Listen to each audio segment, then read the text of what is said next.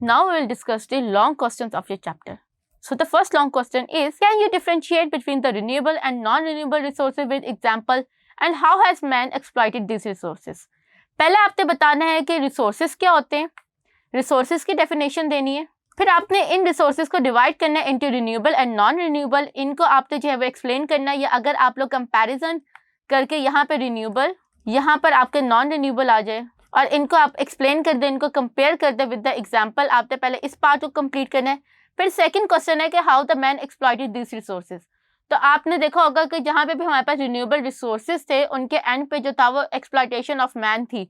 जैसे wild life कैसे जो है वो हर्ट हो रही है नेगेटिवली बाय द ह्यूमन, और फिर उसके बाद जितना भी इम्पैक्ट पड़ा था रिसोर्सेज पे, वन बाय वन आपने उनको जो है वो एक्सप्लेन कर देना है, और वो आपने बता देना है कि ह्यूमन जो है वो कैसे रिसोर्सेज को एक्सप्लॉइट करें। और इसका आंसर जो है वो आपका पेज नंबर 264 पे गिवन है। क्वेश्चन नंबर 2 है, can you explain the population explosion, it causes, consequences and control. Population explosion means कि अगर पॉपुलेशन की एक सर्टेन कैरिंग कैपेसिटी या लिमिट से ज़्यादा पॉपुलेशन हो तो इट मीन्स कि वो पॉपुलेशन एक्सप्लोजन होती है। उसके पहले आपसे बता देना कॉजेज क्या हैं, क्योंकि ह्यूमन्स जो है उन्होंने अपने इन्वायरमेंट को मॉडिफाई कर लिया अकॉर्डिंग टू द रिसोर्सेज या according to their need.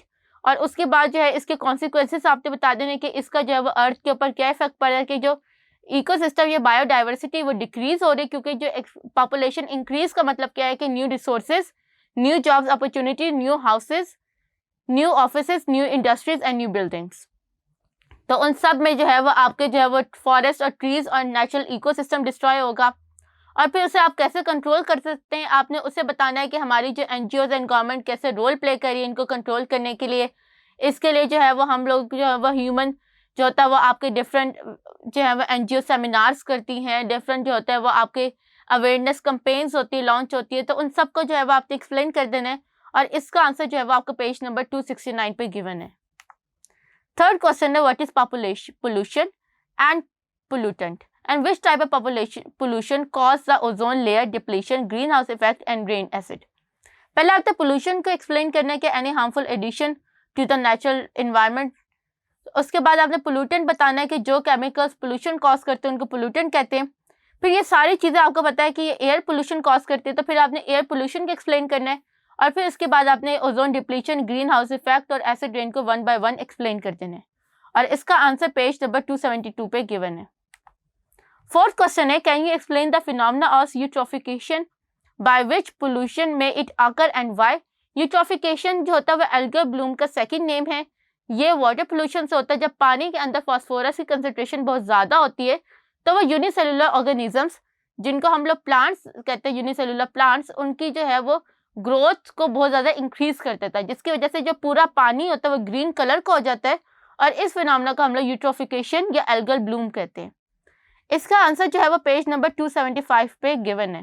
Question 6 है, why there is a need of protection and conservation of environment. We all know कि एनवायरनमेंट जो है वो हमारे साथ साथ जो है वो डिफरेंट लिविंग थिंग्स का होम है, और ह्यूमंस जो होते हैं वो एनिमल्स और प्लांट्स पे जो होता है वो डायरेक्टली एंड इनडायरेक्टली डिपेंडेंट है। और अगर जो है वो एक्सटेंशन होगी, आपकी एनवायरनमेंट जो है वो डिप्लीट हो जाएगी, तो एक टाइम ऐसा आएगा कि ह्यूमन का भी इस अर्थ पर रहना नियरली इम्पॉसिबल हो जाएगा। तो ये आपने बता देना कि हमें प्रोटेक्शन के लिए क्यों ज़रूरी है। फिर आपने कंजर्वेशन की बात करनी है कि ह्यूमंस ऐसे क्या काम कर सकते हैं जिससे एनवायरनमेंट कंजर्व हो सकती है। उसमें आपने एफॉरेस्टेशन बता देना है, आपने रिफॉरेस्टेशन बता देना है, फिर आपने बता देना है कि एनर्जी को हम लोग कैसे कंजर्व कर सकते हैं, फॉसिल फ्यूल्स को कैसे हम मिनिमाइज कर सकते हैं इनका यूज़, और फिर इसमें जो है वो गवर्नमेंट और एनजीओज कौन कौन सा रोल जो है वो इम्पोर्टेंट प्ले करिए। इन सब को आपने इन पॉइंट्स को जो है वो आपने एक्सप्लेन कर देना 3 to 4 लाइन्स में ईच पॉइंट को, और इसका आंसर भी जो है वो आपको पेज नंबर 271 पे गिवन होगा। इसके साथ ही हमारी एक्सरसाइज कंप्लीट हो गई। आई होप आपको आज के बताए हुए क्वेश्चंस अच्छी तरह से समझ आ गए होंगे। दिस इज लाइबा तारिफ from tutorial.pk signing off. See you in the next chapter. Take care. Allah Hafiz.